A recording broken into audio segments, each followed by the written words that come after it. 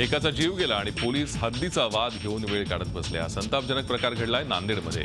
नांदेडमधल्या लालवाडी भागात रेल्वे रुळावर मृतदेह आढळून आला. हा मृतदेह कोणी उचलायचा यावरून रेल्वे पोलीस आणि स्थानिक पोलिसात वाद झाला. यामध्ये अंदाजे 55 ते 60 वर्ष वयोगटातल्या व्यक्तीचा हा मृतदेह तब्बल 5 तास रेल्वे रुळावरच पडून होता. या मृतदेहाकडे नांदेड परभणीचं रेल्वे तिकीट सापडलंय. धावत्या रेल्वेतून पडून ही दुर्घटना घडली असल्याचा प्राथमिक अंदाज वर्तवला जातोय. जमिनीच्या वादातून सांगलीत एकानं आपल्या जन्मदात्या आईसह पत्नी आणि 2 मुलींची हत्या केली आहे. भारत कुंडलिक इरकर असं या आरोपीचं नाव आहे. सांगलीतल्या जत तालुक्यातल्या कुडनूर गावात हा धक्कादायक प्रकार घडलाय. हत्येनंतर भारत स्वतःहून पोलिसांना शरण आलाय आणि 4ही खून केल्याची त्याने कबुली दिली आहे. जमिनीवरून झालेल्या वादात त्यानं मध्यरात्री धारधार शस्त्रानं या 4ही चौघींवर वार केले. आई सुशीला कुंडलिक इरकर, पत्नी सिंधुबाई, मोठी मुलगी रुपाली आणि धाकटी मुलगी राणी इरकर अशी हत्या झालेल्यांची नाव आहेत. कोडनूर इथे इरकर कुटुंबियांची शेती आहे. आरोपी भारतचे वडील कुंडलिक इरकर यांना 7 पत्नी होत्या. त्यापैकी 5 जणी मृत्यू पावल्या आहेत तर 2 पत्नी जिवंत आहेत. कुंडलिक इरकर यांच्या निधनानंतर जमिनीचा वाद सुरू झाला. त्यातून भारतनं ही हत्या केल्याचं उघड झालंय.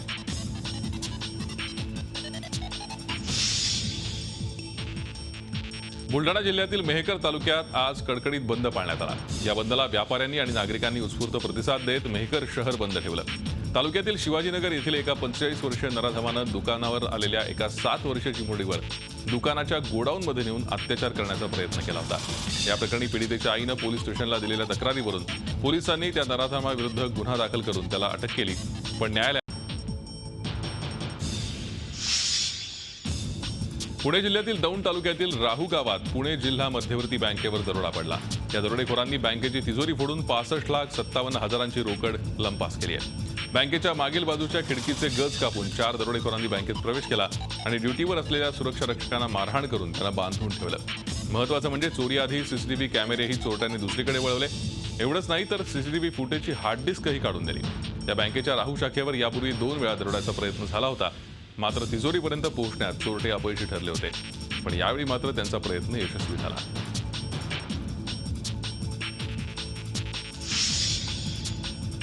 वीरेंद्र तावडेच्या तपासादरम्यान एसआयटीच्या टीमनं पनवेल इथल्या सनातनच्या आश्रमामध्ये झडती घेतली होती.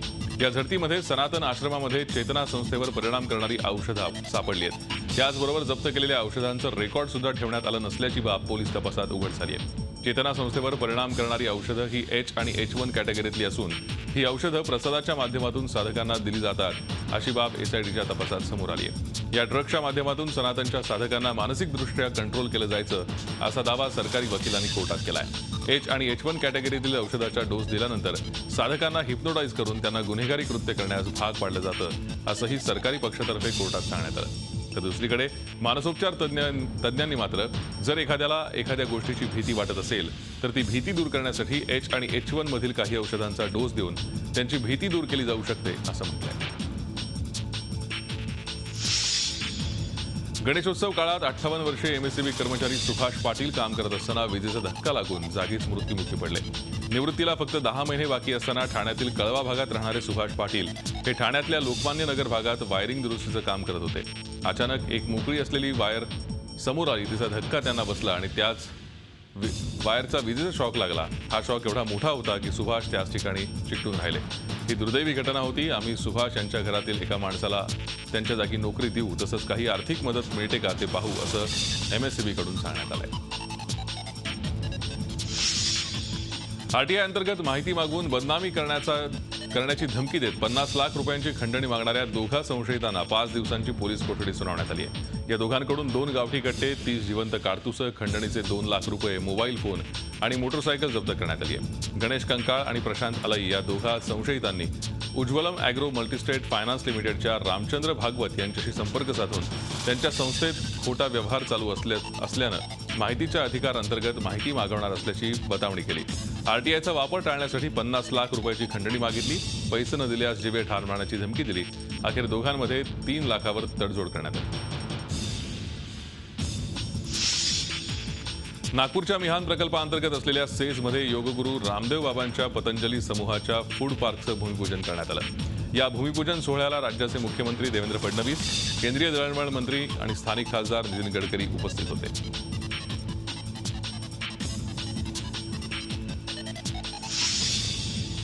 कांदा उत्पादक शेतकऱ्यांनी सटाणा मालेगाव रस्त्यावर कांदा ओतून सुमारे 2 तास रास्ता रोको केला। कांद्याला 200 ते 300 रुपये इतका अत्यल्प भाव देण्यात आल्यानं लहान कांद्याचा लिलाव न करण्याचा निर्णय व्यापाऱ्यांनी घेतल्यानं शेतकरी संतापले। कांद्याला जास्त भाव दिला जात नाही तोवर आंदोलन मागे न घेण्याचा निर्णय शेतकऱ्यांनी घेतला। अखेर बाजार समिती प्रशासन आणि व्यापारी यांच्यात बैठक झाली। या बैठकीत कांद्याला भाव वाढवून देण्याचा आणि लहान कांद्यालाही लिलावात सामावून घेण्याचा निर्णय घेतल्यानंतर हे आंदोलन मागे घेण्यात आलं। मुंबई पुणे एक्सप्रेस वेवर झालेल्या भीषण अपघातात 4 जण ठार झाले। शुक्रवारी रात्री मुंबईहून पुण्याच्या दिशेने जाणारी सँट्रो कार भरधाव वेगाने जाणाऱ्या ट्रेलरच्या मागच्या बाजूने धडकली। या अपघातात 4 जण मृत्युमुखी पडले असून त्यात 2 महिलांचा समावेश आहे। घटनास्थळावर मिळालेल्या ओळखपत्रांवरून मृतांमध्ये 1 जण मुंबई पोलीस दलातील कर्मचारी असल्याचं बोललं जात आहे।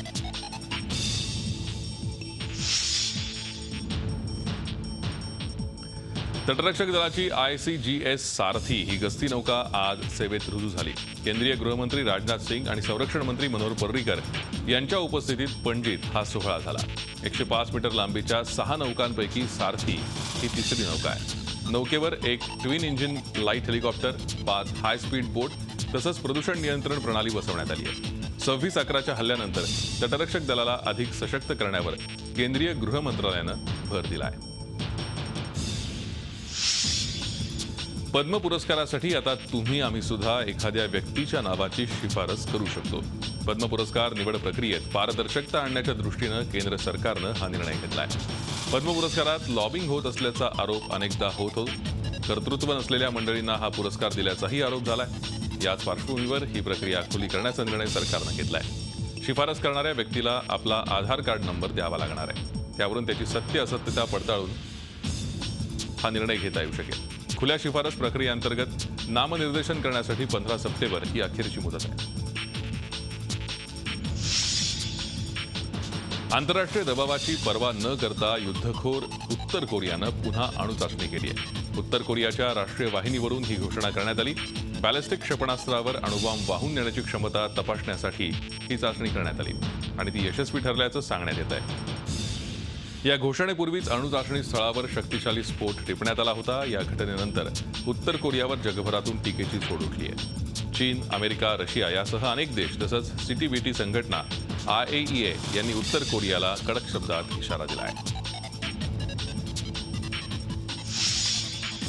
सांगलीतल्या श्री गणपती पंचायतन संस्थानच्या गणेश विसर्जनाचा मोठा सोहळा शुक्रवारी उत्साहात पार पडला। सांगली संस्थानच्या या गणेशोत्सवाला 200 वर्षांची परंपरा आहे। दुपारी दरबार हॉलमध्ये श्रींची आरती करण्यात आली। त्यानंतर मिरवणुकीला सुरुवात झाली। या सोहळ्याला राजे विजयसिंह पटवर्धन, अभिनेत्री भाग्यश्री पटवर्धन, तिचे पती हिमालय आणि मुलगा अभिमन्यू हेही उपस्थित होते। चिंतामणराव पटवर्धन यांनी 1801 साली सांगलीत गणेश दुर्ग राजवाडा आणि प्रसिद्ध गणपती मंदिराची उभारणी केली। त्यावेळेपासून सांगलीत गणेशोत्सवाला सुरुवात झाली। शहापूर तालुक्यातल्या खर्डीच्या हजारे बंधूंनी गणपती निमित्ताने इको फ्रेंडली वस्तूंच्या माध्यमातून गोवर्धन पर्वताचं चलचित्र साकारलंय। या चलचित्रासाठी टाकाऊ असलेल्या बाहुल्या, कापूस आणि कापडाचा वापर करण्यात आलाय। गोवर्धन पर्वत उचलून श्रीकृष्णानं गोकुळवासियांचं संरक्षण कसं केलं याचा देखावा साकारण्यात आलाय। विशेष म्हणजे कुठल्याही खर्चिक वस्तू न वापरता घरात असलेल्या साधनातून हे चलचित्र साकारण्यात आलंय। हजारे बंधू यांनी बनवलेला हा देखावा पाहण्यासाठी परिसरातले नागरिक गर्दी करतायत। माहेरवाशीण गौराईला आज निरोप देण्यात येणार आहे। राज्यभरात गणेशोत्सवाच्या आनंदात सारेच जण न्हाऊन निघत असताना गुरुवारी गौराईचं आगमन झालं। गेले 3 दिवस तिच्या सर्वराईत महिला दंग होत्या। गौराईच्या आगमनाचा उत्साहात सर्वच गृहिणी होत्या। दुसऱ्या दिवशी लगबग होती तिच्या नैवेद्याची। विविध प्रकारच्या भाज्या, पुरणपोळी आणि पंचपक्वान्नांचा नैवेद्य गौराईला दाखवण्यात आला। आता आज तिची आरती आणि स्तोत्र पठणानंतर तिला निरोप दिला जातोय। गौराईला निरोप देताना साऱ्यांचेच डोळे पाणावल्याशिवाय राहत नाहीत। पोलीस उपनिरीक्षक नितीन दगडेंवर झालेल्या प्राणघातक हल्ल्याचे पडसाद आजही कल्याणमध्ये उमटत आहेत। अनेक संघटना आणि सामाजिक संस्थांनी या घटनेचा निषेध केलाय। रस्त्यावर उतरत त्यांनी आपला निषेध व्यक्त केला। यावेळी शांतता मोर्चा काढण्यात आला। या मोर्चात नितीनचे वडील, काका आणि भाऊ सहभागी झाले। त्यांनी आणि उपस्थितांनी झी 24 तासचे आभार मानले। तसंच झी मीडियामुळेच नितीनबाबतची खरी हकीकत जगासमोर आल्याची प्रतिक्रिया त्यांनी दिली। कॉमेडियन कपिल शर्माच्या अडचणीत वाढ झाली आहे. तिवराचं जंगल नष्ट केल्याची तक्रार कपिल शर्मा विरोधात नोंदवण्यात आली आहे. आपल्या कार्यालयाचं बांधकाम करताना कपिल शर्मानं तिवराचं जंगल तोडल्याची तक्रार माहिती अधिकार कार्यकर्ते असद पटेल यांनी केली आहे. पर्यावरणाशी संबंधित कायद्यानुसार तिवराच्या जंगलाला हानी पोहोचवणं हा गुन्हा आहे. त्यासाठी शिक्षेचीही तरतूद आहे.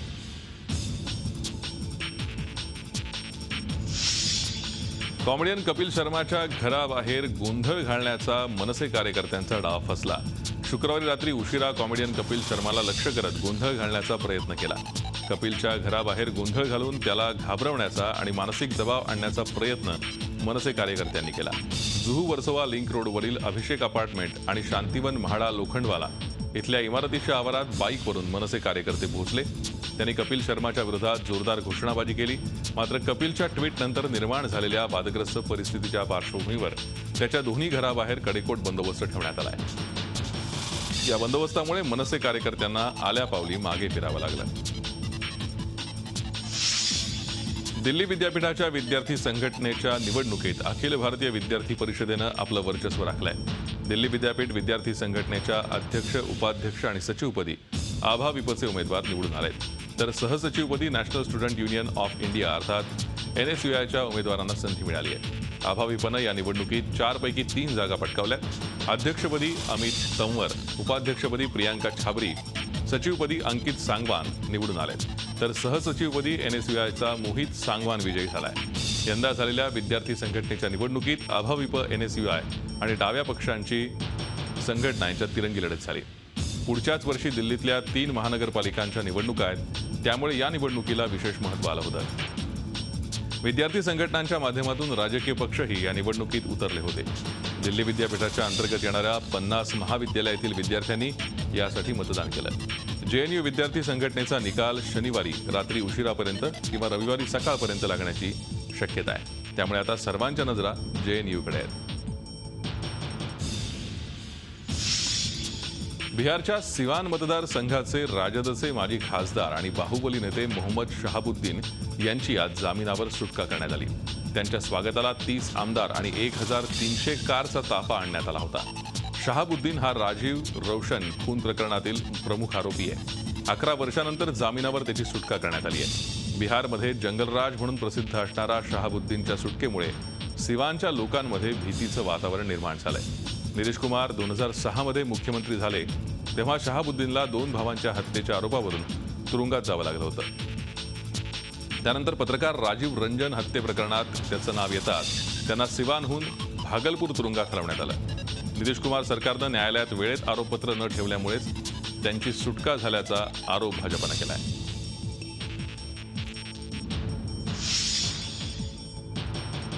दिल्लीतली सह्याद्री सोसायटी म्हणजे मिनी महाराष्ट्र.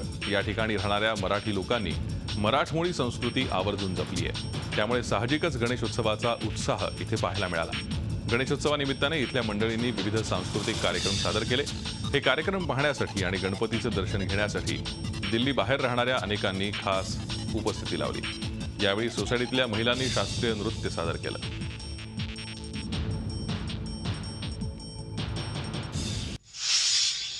उत्तर कोरियानं केलेल्या 5व्या अणुबॉम्ब चाचणीच्या विरोधात जगभरातून प्रतिसाद उमटू लागलेत. दक्षिण कोरियानं उत्तर कोरियाचा हुकुमशहा असलेला किम जॉनवर टीका केली आहे. तर दुसरीकडे चीननं परत अशी चाचणी झाली तर त्याचे परिणाम वाईट होतील असा इशाराच उत्तर कोरियाला दिला आहे. तर जपान आणि अमेरिकेनं देखील या अणुबॉम्ब चाचणीचा निषेध केला आहे. इराणमधील तेहरान भागातील हजारो नागरिकांनी सौदी अरबच्या विरोधात निदर्शनं केली. सौदी अरबनं इराणच्या नागरिकांवर हजमध्ये येण्यास लावलेल्या बंदीच्या विरोधात या इराणच्या नागरिकांनी निदर्शनं केली.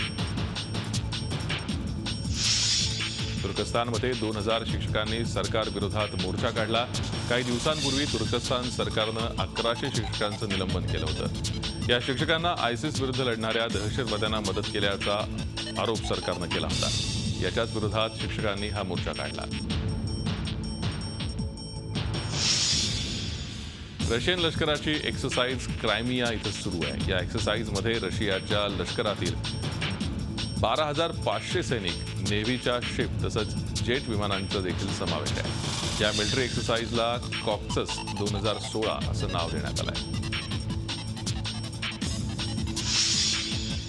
सिरियामध्ये दहशतवाद्यांच्या विरोधात केलेल्या हवाई हल्ल्यामध्ये 4 लहान मुलांचा मृत्यू झाला तर अनेक नागरिक जखमी झाले. सिरिया सिव्हिल डिफेन्सच्या कार्यकर्त्यांनी या घटनेचा व्हिडिओ सोशल साईटवर अपलोड केलाय. असे हल्ले रोखण्याची मागणीही त्यांनी केली आहे. पॅरिसमध्ये एका ज्वेलरी शॉपमध्ये जगातील अतिशय दुर्मिळ हिरा प्रदर्शनासाठी ठेवण्यात आला आहे. हा हिरा 813 कॅरेटचा आहे. आफ्रिकेतील बोत्स्वानाच्या खाणीमध्ये सापडलेला हा हिरा दुबईच्या एका कंपनीनं 400 करोडला विकत घेतला आहे.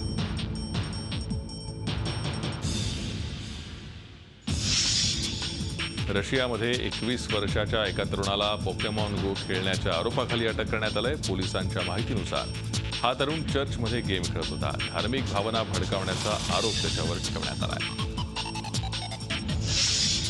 क्युबामध्ये दुर्मिळ प्रजातींच्या 2 डॉल्फिन माशांना मच्छीमारांनी वाचवलं. हे डॉल्फिन किनाऱ्याजवळ जाळ्यात अडकले होते. अमेरिकेमध्ये मिस अमेरिका स्पर्धेमध्ये एरिन फ्लाहार्टी नावाच्या गे व्यक्तीनं भाग घेतलाय. 95 वर्षांच्या इतिहासात पहिल्यांदाच मिस अमेरिका स्पर्धेत गेनं भाग घेतलाय.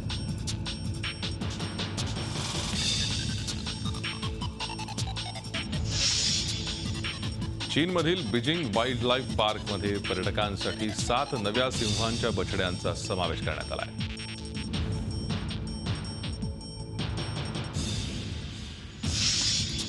रिओ पॅरालिम्पिकमध्ये उंच उडी प्रकारात भारताला सुवर्णपदक मिळवून देणाऱ्या मरियप्पन थांगावेलूला क्रीडा मंत्रालयाकडून 75 लाखांचं तर कांस्य पदक पटकावणाऱ्या वरुण सिंह भाटीला 25 लाखांचं बक्षीस जाहीर करण्यात आलंय. भारताच्या मरियप्पन थांगावेलूनं सुवर्णपदक मिळवत इतिहास रचलाय. भारतानं तब्बल 12 वर्षांनंतर सुवर्णपदक मिळवलंय तर वरुण सिंह भाटीनं याच प्रकारात कांस्य पदकाची कमाई केली आहे. थांगावेलूनं 1.89 मीटर उडी मारत सुवर्ण तर भाटीनं 1.86 मीटर उडी मारून कांस्य पदक पटकावलंय. त्यांच्या या कामगिरीबद्दल पंतप्रधान नरेंद्र मोदींनी या दोघांचं अभिनंदन केलंय. पॅरालिम्पिकच्या इतिहासातलं भारताचं हे 3रं सुवर्णपदक आहे. याआधी स्विमर मुरलीकांत पेटकर यांनी 1972 मधल्या हेझवर्क आणि भालाफेकपटू देव झाजरिया यांनी 2014च्या अथेन्स पॅरालिम्पिकमध्ये सुवर्णपदकावर भारताचं नाव कोरलं होतं. त्यानंतर भारतासाठी सुवर्णपदक पटकावणारा थांगवेलू हा 3रा खेळाडू ठरलाय. थांगावेलू आणि भाटीच्या यशानंतर आतापर्यंतच्या सर्व पॅरालिम्पिक्समध्ये भारताच्या पदरात एकूण 10 पदकं पडली आहेत. यात 3 सुवर्ण, 3 रौप्य आणि 4 कांस्य पदकांचा समावेश आहे. रिओ ऑलिम्पिक समारोपाच्या 2 दिवस आधी पॅरालिम्पिकला सुरुवात झाली होती. 18 सप्टेंबरपर्यंत ही स्पर्धा सुरू असणार आहे. रणबीर कपूर, अनुष्का शर्मा आणि ऐश्वर्या राय स्टारर ये दिल है मुश्किल या सिनेमाचं टायटल सॉन्ग रिलीज झालंय. अंकित तिवारीनं गायलेल्या या गाण्यात प्रीतमनं संगीतबद्ध केलं असून या गाण्याला 24 तासात 25 लाख हिट्स मिळालेत. करण जोहरनं सिनेमाचं दिग्दर्शन केलंय. दिवाळीमध्ये हा सिनेमा प्रदर्शित होणार आहे.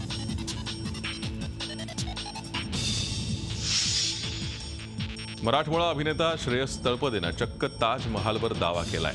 मात्र हा दावा त्यानं रिअल लाईफमध्ये नव्हे तर रील लाईफमध्ये केलाय. श्रेयस तळपदेचा बहाताज हा सिनेमा प्रदर्शनाच्या वाटेवर आहे. या सिनेमात श्रेयस तुम्हाला ताजमहालच्या जमिनीसाठी संघर्ष करताना दिसणार आहे. बहाताज 23 सप्टेंबरला प्रदर्शित होणार असून याच चित्रपटाचा ट्रेलर नुकताच रिलीज झाला आहे. चित्रपटाची कथा भ्रष्ट व्यवस्थेला आव्हान देणाऱ्या एका शेतकऱ्यावर आधारित आहे. मंजिरी फडणीसही श्रेयस बरोबर सिनेमात प्रमुख भूमिकेत आहे.